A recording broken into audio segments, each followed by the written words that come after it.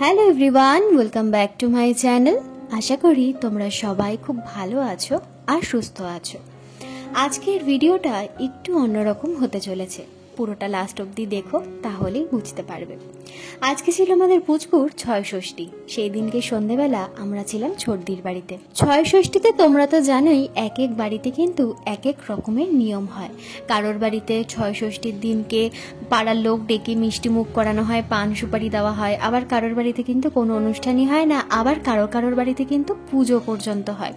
তো এই বাড়ির নিয়ম হচ্ছে, মানে ছর্দির শ্বশুর বাড়ির নিয়মে কিন্তু কিছুই নেই। ছয় ষষ্ঠীর দিনকে শুধু কলা পাতা এনে সেই কলা পাতায় বাচ্চার জন্য যে নাম আমরা ঠিক করেছি সেই নাম আর হরে কৃষ্ণ এটা কিন্তু লিখতে হবে। আর পুরো রাত জেগে আর কি যে প্রদীপটা জ্বালানো হবে সেই প্রদীপটা কিন্তু পাহারা দিতে হবে। তো এইটাই ওদের নিয়মের মধ্যে ছিল। আর ওদের যেদিন আতুর উঠবে সেই দিন নাকি কোনো পুজো বা যজ্ঞ এরকম কিছু একটা করতে হয়, আমি সেটা সঠিক বলতে পারবো না। আর বাচ্চার জন্য লাগে হচ্ছে নতুন জামা কাপড়, এই যা। তো এখানে তো ছর্দি শাশুড়ি সমস্ত কিছু জোগাড় যন্ত্র করে নিয়ে চলে এসেছে। এত আনন্দের মাঝেও জানো তো আমাদের মধ্যে সেরকম একটা আনন্দ হচ্ছিল না। তার কারণ আজকে তোমরা যে ভিডিওটা দেখছো এটা হচ্ছে মিস্টার চক্রবর্তীর ওটির আগের দিন। তো তোমাদের তো বলেছিলাম সমস্ত কিছু ডিটেলসে এই ভিডিওটাতে বলবো। তো তার আগে বলে নিই, বাড়ির কিন্তু কেউই প্রথমত এই ঘটনাটা জানতো না। যেদিনকে আমরা দুজন জানতে পেরেছি সেদিন শুধুমাত্র বড়দি, বড় জামাইবাবু আর ছোট জামাইবাবুই জানতো, আর কাউকেই কিন্তু বলা হয়নি। কারণ তখন ছর্দি প্রেগনেন্ট ছিল, ওই অবস্থায় টেনশন দেওয়াটা ঠিক হবে না। আর মায়ের শরীরের অবস্থা তো খুব একটা ভালো না, এমনি সুগার রয়েছে। তো তারপর যদি এরকম ঘটনাটা শুনতো দূর থেকে তাহলে কিন্তু আরও বেশি চিন্তা করতো। রইল বাকি বাবা, বাড়িতে একা থাকে মানুষটা, এমনিই মাঝে মধ্যে শরীর খারাপ হয়। তো সেই কারণের জন্য সবাই আর কি বদ্দির সাথে আর জামাইবাবুদের সাথে আলোচনা করেই আমরা ঠিক করেছিলাম যে বাড়িতে এসে ছর্দির যেদিনকে স্বাদ হয়ে যাবে তার পরের দিনকে আমরা সমস্ত বিষয়টা খুলে বলবো। তার কারণ আমরাও ঠিক করেছিলাম যে এখানে এসে ডাক্তার দেখিয়ে তারপরেই অপারেশনটা করাবো। চেন্নাইতেই করাতে পারতাম, কিন্তু যেই সময়টা আমরা শুনেছি সেই সময়ের মধ্যে আমরা অপারেশনটা করে উঠতে পারতাম না। বাড়িতে আসার ঠিক এক সপ্তাহ আগে আমরা জানতে পারি এই সমস্যাটা। তো তখন তো করাটা কোনোভাবেই পসিবল নয়। যদি করতাম তাহলে হয়তো বাড়িতে আসতে পারতাম না। হ্যাঁ, যদি খুব এমার্জেন্সি হতো তাহলে হয়তো করে ফেলতে পারতাম ওখানেই। এমার্জেন্সি তো অবশ্যই, কিন্তু যদি ডাক্তার বলতো যে না হোল্ড করা যাবে না তাহলে আমাদেরকে ওখানেই করে ফেলতে হতো। তো ডাক্তারকে জিজ্ঞাসা করেছিলাম, বলেছিল মিনিমাম 15 থেকে 20 দিন হোল্ড করা যাবে। তো সেই কারণের জন্য বাড়িতে এসে ডাক্তার দেখিয়ে তারপরে কিন্তু আর কি সবার সাথে আলোচনা করে এই অপারেশনের ডিসিশনটা আমরা নিয়েছি। তো অপারেশন ছাড়া কোনো উপায় নেই। তো সেটা কি হয়েছে সেটা একটু পরেই বলছি। তো সেই কারণের জন্য জানো তো বাড়িতে আগে থেকে এই বিষয়গুলোর জন্য কাউকে আগে থেকে আমরা জানাইনি। ছর্দি যেদিন নার্সিংহোম থেকে ফিরলো সেই দিন সন্ধেবেলা সবাই বাড়ির সবাই ছিল, বাবা মা জামাইবাবুরা দিদিরা সবাই ছিল। তো সেই দিনকেই কিন্তু সন্ধেবেলা আমরা জানাই এই ঘটনাটা। প্রথমত একটা স্টোন ধরা পড়েছে, তার সাথে রয়েছে একটা ইনফেকশন। তো সেই কারণের জন্য আমাদের কিন্তু অপারেশনটা করাতেই হবে। আর ঠিক করেছি একটু ভালো জায়গা থেকেই করাবো, যেহেতু মেডিক্লেম আছে অসুবিধা হবে না। তো সমস্ত কিছু আমাদের রেডি হয়ে গেছিলো। ডক্টরের সাথে কথা বলা, এখানে এসে 3খানা ডক্টরকে আমরা দেখিয়েছিলাম যে ওটি ছাড়া যদি আর কোনো সলিউশন থাকে। তো বললো না, অপারেশনটা করতেই হবে। তো সেই কারণের জন্য 3খানা ডক্টর আমরা দেখাই, বড় বড় সার্জেন্ট, তাদের সাথে পরামর্শ নিয়েই আর কি ডেট একদম ফাইনাল হয়ে গেছে। আগামীকাল মানে আজকে তোমরা যে ভিডিওটা দেখছো ঠিক তার পরের দিনকেই কিন্তু অপারেশনটা আমাদের করতে হবে।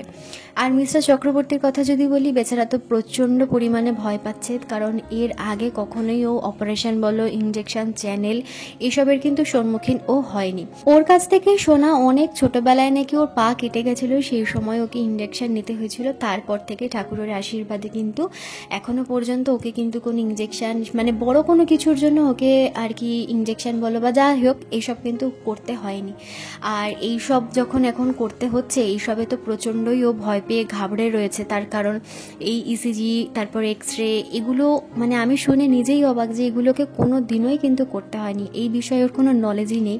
তো যাই হোক, এগুলো তো কোনো রকমভাবে টেস্ট বাগেরাগুলো তো হয়ে গেছে। এখন যেটা মেন সেটা হচ্ছে ওটা নিয়েও প্রচণ্ড ভয় পাচ্ছে বাড়ির সবাই। তাই ওকে বোঝাচ্ছে যে আগামীকাল ওটি। আর এগুলো নিয়ে কিন্তু একদমই ভয় পাস না, কারণ সুগারের পেশেন্ট, সুগার যদি বেড়ে যায় তাহলে কিন্তু ওটি আটকে যাবে। আর এটাই আমি ওকে বারবার করে বোঝাচ্ছিলাম যে করতে যখন হবে, শুনিয়ে যখন নিয়েছো করেই ফেলতে হবে, কারণ এটা রেখে দিলে এরপরে তোমার যা সমস্যা হবে সেটা আমরা কেউ কিন্তু সেটার ভাগ নিতে পারবো না, কষ্টটা তোমাকেই পেতে হবে। তাই তোমাকেই শক্ত হয়ে অপারেশন ওটি পর্যন্ত গিয়ে আবার হাসি মুখেই বেরিয়ে আসতে হবে। তো আপাতত তো এখানে সব কিছুই ঠিকঠাকই ছিল। তো তারপর আগের দিন রাত্রেবেলা একটা ওকে টিটেনাস নিতে হবে। তো দুই জামাইবাবু আর ও তিনজনে মিলে গেল ওর টিটেনাসটা দেওয়ার জন্য। তো এত ইঞ্জেকশনে ভয় পায় কি বলবো। এর আগেও তোমাদেরকে বলেছিলাম যে সুগার টেস্ট করতে গেলে কীরকম ভয়টা আর কি পায়। তো এইবার তো অনেক টেস্ট হয়েছে, বললামই 17 থেকে 18 রকমের টেস্ট ওর করা হয়েছে। কিছু বাড়িতে করা হয়েছে, কিছু নার্সিংহোমে করা হয়েছে। সমস্ত রিপোর্ট আমরা পেয়ে গেছি। বাড়ি থেকে যা যা রিপোর্টগুলো করা হয়েছিল সেইগুলোর রিপোর্ট তো পেয়ে গেছি, আর নার্সিংহোম থেকে যে রিপোর্টগুলো হয়েছে সেগুলো ওখানেই রয়েছে। একেবারে ডক্টর কিন্তু দেখে নেবে। আমাদেরকে বলেছে মানে ওটি হয়ে যাবার পর যেদিনকে ডিসচার্জ দেবে সেই দিনকে আমাদেরকে আর কি কাগজপত্রগুলো মানে যা যা টেস্ট করা হয়েছে সেই সমস্ত রিপোর্ট কিন্তু আমাদেরকে দিয়ে দেবে। তো অপারেশন করে কিন্তু খুব বেশি দিন রাখছে না, 2 দিনই রাখছে। 2 দিন পরেই কিন্তু ওকে ছেড়ে দেবে। ও তো নিজে চিন্তা করছে, তার সাথে বাড়ির লোক আর তার সাথে আমারও চিন্তা হচ্ছে। চিন্তা হওয়াটা খুব স্বাভাবিক একটা বিষয়। যতই হোক, ছোট অপারেশন বড় অপারেশন তো অপারেশনই হয়, তাই না? তো সেখানে দাঁড়িয়ে আমার চিন্তাটা না একটু বেশি। তার কারণ কি বলতো, ওর সাথে আমি যেতাম টেস্টগুলো করানোর জন্য, ডাক্তারটা দেখানোর জন্য। তাই ও কি পরিমাণে ভয় পাচ্ছে বা কোথায় ওর ভয়ের জায়গাটা সেটা আমিই জানি। আর আমার এটা নিয়েই ভয় লাগছে যে ও ওটির ভেতরে ঢোকানোর পর বা ওকে অ্যাডমিট করবার পর যখন ও ওয়ার্ডে থাকবে ও কি করবে আমি জানি না। হ্যাঁ, কারণ সামান্য একটা ইসিজি করতে গিয়েও যে পরিমাণ ভয় পেয়েছে, কারণ এর আগে প্রথমেই বললাম ওর এই বিষয়ে কোনো নলেজই ওর ছিল না, যেহেতু আগে কখনো করেনি, কাউকে নিয়েও যায়নি করানোর জন্য। তাই এই বিষয়টা নিয়ে ওর সত্যিই কোনো নলেজ ছিল না। সামান্য ইসিজির জিনিসপত্রগুলো দেখেও ভয় পেয়ে গেছে যে কি হবে, হাতে পায়ে কেন ক্লিপ লাগানো হচ্ছে। তো ওই যে ভয়ের মুখটা আমি দেখেছি না, ওই দেখার পর আমার আরও বেশি ভেতর চিন্তা হচ্ছে যে কি করবে মানুষটা ভেতরে গিয়ে। তো সব কিছু তো এখন ওর সামনে ওরকমভাবে বলা যাবে না, তাই চেপেই রেখেছি। আর বারবার শুধু করে ওকে বোঝাচ্ছি কিচ্ছু হবে না, যাবে 2 দিনের তো ব্যাপার, ঠিকই এবার চলে আসবে, কোনো কিচ্ছু প্রবলেম হবে না, বাড়ির সবাই আছে, সবাই থাকবে, কোনো প্রবলেমই হবে না। তো সেই কারণের জন্য ওকে একটু স্ট্রং রাখতেই হবে। যদি ফট করে আবার সুগারটা বেড়ে যায় তখন কিন্তু আবার সমস্যায় আমাদেরকে পড়ে যেতে হবে। আর এদিকে দেখো সব কিছু তো হয়ে গেল। ওদিকে দেখতেই পেলে মনা নাম ঠাম হরে কৃষ্ণ কলা পাতায় লিখে রেখে দিল, প্রদীপ জ্বালিয়ে দিয়েছে। তো সমস্ত কিছু এদিকে হয়ে গেছে কমপ্লিট। আর এখন হচ্ছে মিষ্টি মুখের পালা। তো মনাই এখন সবাইকে মিষ্টি খাইয়ে দিচ্ছে। আর আমিও এখানে খুব মজা করছিলাম যে মনা তুই আগের দিন 4টে মিষ্টি খেয়েছিস আর তোর জন্য আমরা কিন্তু মিষ্টি পাইনি। তো ওর সাথে না আমি ভীষণ ইয়ার্কি মারি, শুধু ও বলে না, গুলুর সাথেও ঠিক তাই। তো যাই হোক, এখানে তো এইদিকে মিষ্টি পর্ব শেষ হয়ে গেল। আর এখান থেকে চলে যাব এখন আমার বাড়িতে। তার কারণটাও আমি তোমাদেরকে বলছি, কারণ ওর কালকে অপারেশনটা হওয়ার পর ওর একটা রেস্টের প্রয়োজন। তো তোমরা তো সবাই দেখতেই পাচ্ছ ছোটদির বাড়িতে কিন্তু একটা মাত্র ঘর, তো সেখানেই আমরা সবাই মিলে একসাথে ছিলাম। এবার একটা অপারেশন হয়ে আসবার পর ওর একটু রেস্টের দরকার, একটা আলাদা ঘর দরকার। তো সেটা তো ছোটদির বাড়িতে কোনোভাবে সম্ভব নয়। আর বাকি রইল আমার শ্বশুর বাড়ি। তো ওখানেও এখনও প্রায় হাঁটুর কাছাকাছি জল। আর গাড়ি তো পুরো ভেতরে আমাদের বাড়ির সামনে ঢুকবে না, অনেকটা আগেই গাড়ি নামিয়ে দেবে। তো অপারেশন হওয়ার পর অতটা জলের মধ্যে থেকে ওকে হাঁটিয়ে নিয়ে যাওয়াটা একটু টাফ।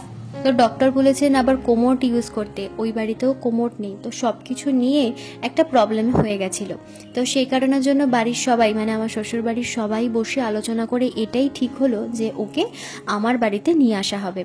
অপারেশন হওয়ার পর ওকে আমার বাড়িতে রাখা হবে যতদিন না ও সুস্থ হচ্ছে। তো এই ডিসিশনটা নেওয়ার পরই কিন্তু আমার বাবা মাকে আমি জানিয়েছিলাম। আমার বাবা মাও আগে জানতো না। বাড়ির সবার সাথে মানে ওই বাড়ির সবার সাথে আলোচনা করে যখন সব কিছু ফাইনাল হয়ে গেছে তারপরে কিন্তু আমার বাবা মাকে জানানো হয়েছে যে এই অপারেশন হবে বা এই প্রবলেম হচ্ছে, এই প্রবলেমের জন্য আমরা তোমাদের বাড়িতে এসে থাকবো। তো আমার বাবা মায়ের তো কোনো প্রবলেমই নেই, একেবারে বলছে এটা নিজেদের বাড়ি মনে করেই থাকতে। আর সব থেকে বড় কথা কি বলতো, আমার বাবা মা না ভীষণ ফ্র্যাঙ্কলি সবার সাথে মিশে যায়। তো খুব একটা অসুবিধা আমার মনে হয় না মিস্টার চক্রবর্তীর হয়।